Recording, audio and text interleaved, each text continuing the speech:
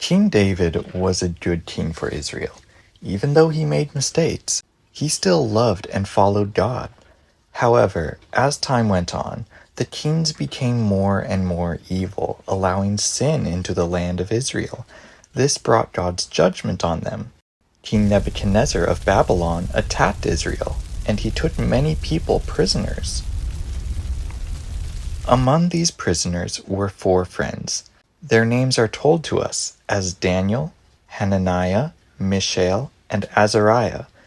But we know Daniel's friends best as Shadrach, Meshach, and Abednego. While they were in Babylon, they were taught to live like Babylonians and were even given new Babylonian names to make them forget their past. These Israel captives were also given food to eat. However, this food went against God's law. Israel was in captivity because the Jews didn't care about God's law, so most of the Jews ate the meat. But Daniel and his friends requested vegetables and water. When they were presented to the king, Nebuchadnezzar was impressed by Daniel and his friends as being even smarter than his own advisors. One night, King Nebuchadnezzar had a mysterious dream. When he awoke, he forgot what his dream was. When he called for his advisors, he demanded that they tell him the interpretation and what the dream even was.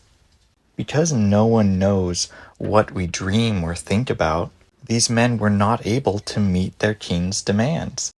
So the king declared that all the wise men should be taken out. But Daniel heard the king's demand, and he immediately went to God in prayer, and then delivered the interpretation and the dream to the king.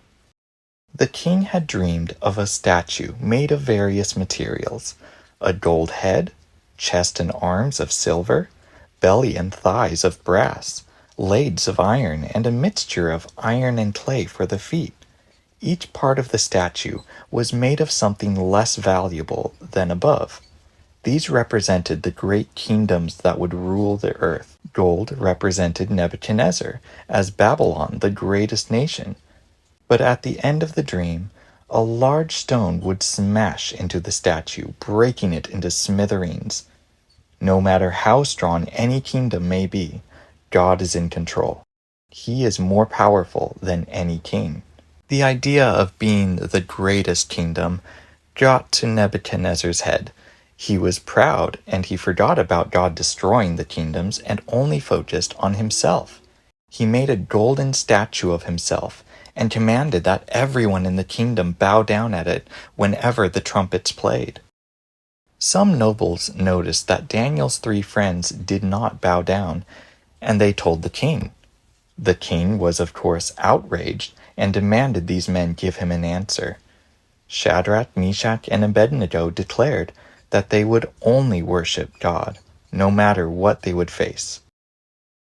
Nebuchadnezzar's punishment for them was to be thrown into a fiery furnace, but he was so angry at them, he made it 7 times hotter before telling the guards to throw them in.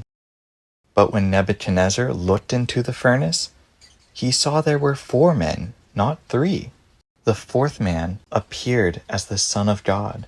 It was God in human form, protecting the 3 men from the fire. When Nebuchadnezzar called them out, he could see they had no burns, their clothing was not singed, and they didn't even smell like smoke. Then he declared that the God of Israel is the greatest and worthy of praise. Daniel and his friends were in a dangerous and unfamiliar place, but they chose to obey and follow God.